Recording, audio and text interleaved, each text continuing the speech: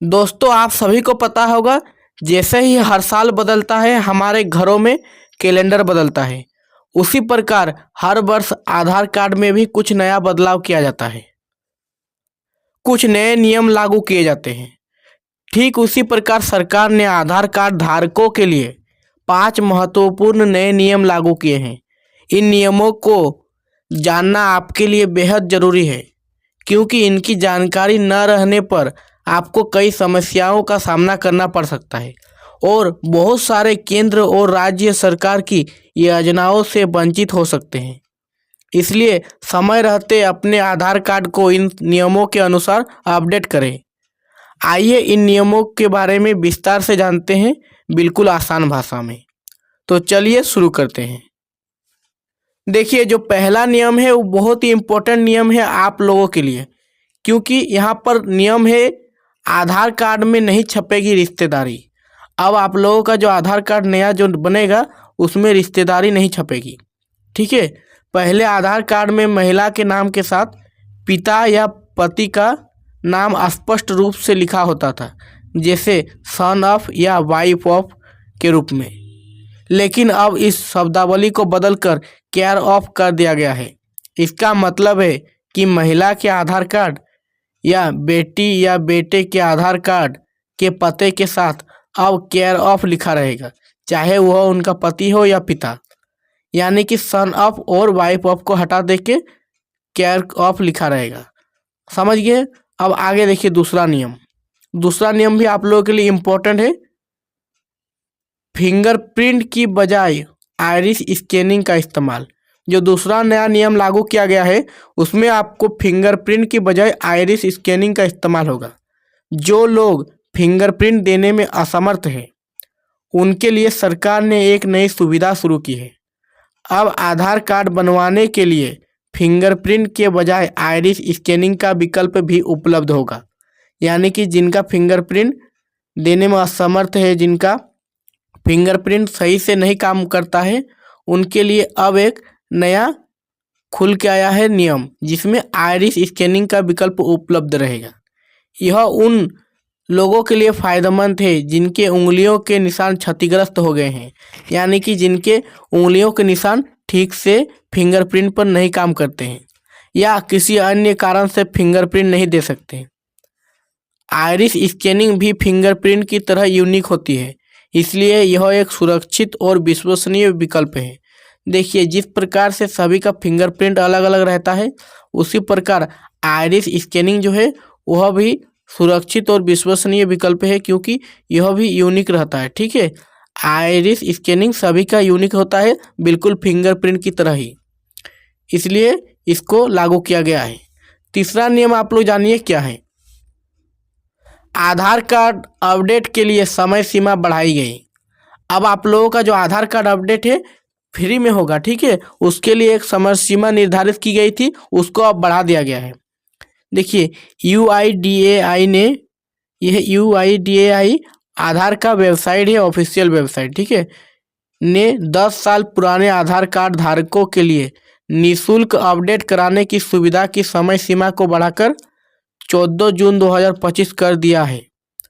पहले यह गाइडलाइन 14 दिसंबर 2024 तक थी। पहले 14 दिसंबर 2024 तक थी, लेकिन अब आप लोगों को अपडेट कराने का, फ्री में अपडेट कराने का समय सीमा को बढ़ाया गया है, जिसमें 14 जून 2025 कर दिया गया है। आगे आप लोग देख सकते हैं, जिन लोगों ने पिछले 10 वर्षों में अपने आधार कार्ड को अपडेट नहीं किया है उन्हें यह काम अनिवार्य रूप से करना होगा। जिन्होंने 10 वर्षों से आधार को अपडेट नहीं किया है उनको अपडेट अनिवार्य रूप से करना होगा। इसके बाद आधार अपडेट के लिए शुल्क लिया जाएगा।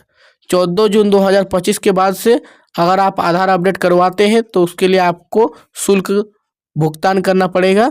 अभी आप लोगों का फ्री में हो जाएगा। देखिए, 10 वर्षों में आप लोगों का आधार अपडेट कराने के लिए इसलिए कहा जाता है क्योंकि 10 वर्षों में मनुष्य बहुत विकास कर जाता है, जिसके कारण उनका जो फिंगरप्रिंट है वह भी थोड़ा बहुत चेंजेस होता है। हो सकता है उसका मोबाइल नंबर भी रहे, वो भी चेंज हो जाता है, और उसका फेस भी चेंज हो जाता है। तो जिस कारण से प्रत्येक 10 वर्षों में आपको आधार कार्ड अपडेट कराना अनिवार्य है।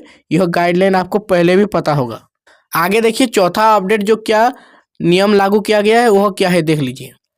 आधार कार्ड में सीमित बार बदलाव, यानी कि अब आप आधार कार्ड में मनचाहा बदलाव नहीं करा सकते हैं, बार बार बदलाव नहीं करा सकते।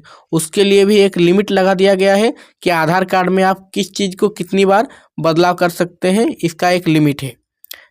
अब आप अपने आधार कार्ड में नाम और जेंडर केवल 2 ही बार बदल सकते हैं। 2 बार आप सिर्फ नाम और जेंडर को बदल सकते हैं। उदाहरण के लिए शादी के बाद महिलाएं अक्सर अपने नाम या सरनेम में बदलाव करती हैं।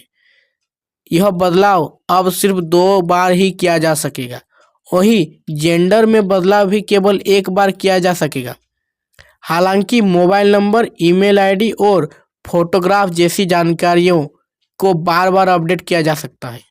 देखिए जो आपका नाम है और जेंडर, ठीक है, वो 2 ही बार बदलाव होगा।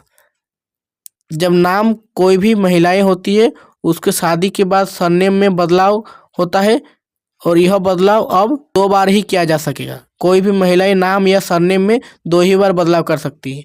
वहीं जेंडर में बदलाव केवल 1 ही बार किया जा सकेगा। एक बार अगर आपका जो रहेगा उसके बाद आप उसके अलावा, ठीक है, और एक बार आप बदलाव कर सकते हैं, अपडेट करा सकते हैं।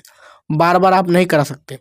हालांकि मोबाइल नंबर, ईमेल आईडी और फोटोग्राफ जैसी जानकारियों को बार बार अपडेट किया जा सकता है।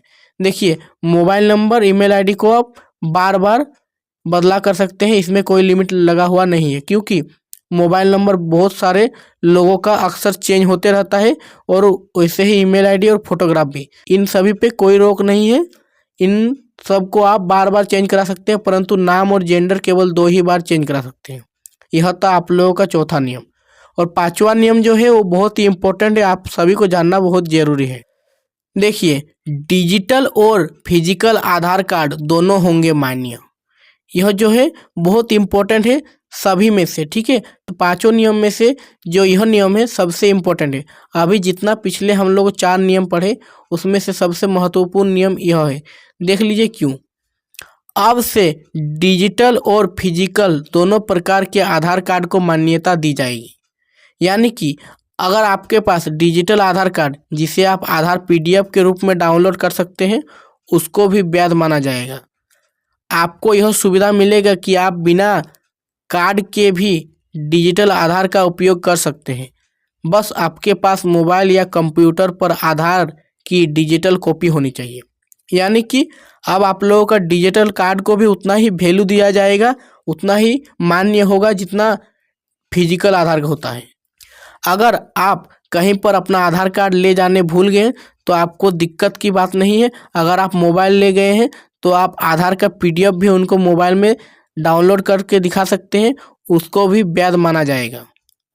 आपको यह सुविधा भी मिलेगी कि अगर आप बिना आधार कार्ड के कहीं चले जाते हैं तो आपके पास मोबाइल होगा तो उसका डिजिटल कॉपी अगर आपके मोबाइल में रहेगा तो उसको भी मान्यता प्राप्त दी जाएगी और आपको उस जगह में जिस जगह गए हैं, ठीक है, उसमें एंट्री मिल पाएगी या आप उसका लाभ ले पाएंगे भौतिक आधार के जैसे ही। जिस प्रकार से फिजिकल आधार का होता है उसी प्रकार से डिजिटल आधार को भी मान्यता प्राप्त दी गई है। तो आज यही 5 नियम थे जो 2025 में लागू किए गए हैं नए आधार कार्ड पर। तो आई होप आप लोग समझ गए बहुत ही आसान शब्दों में। अगर आप लोगों को नहीं समझ में आया है तो वीडियो को दोबारा देख सकते हैं। 2025 का नया बदलाव हम आपको बता चुके हैं। अगर वीडियो पसंद आया है तो वीडियो को लाइक कीजिए और आम नागरिकों को भी जानकारी देने के लिए इसको अपने दोस्तों के साथ भी ज़रूर शेयर करें ताकि उनको भी इस नए नियम के बारे में पता चल सके। मिलते हैं नेक्स्ट वीडियो में, तब तक के लिए जय हिंद, वंदे मातरम।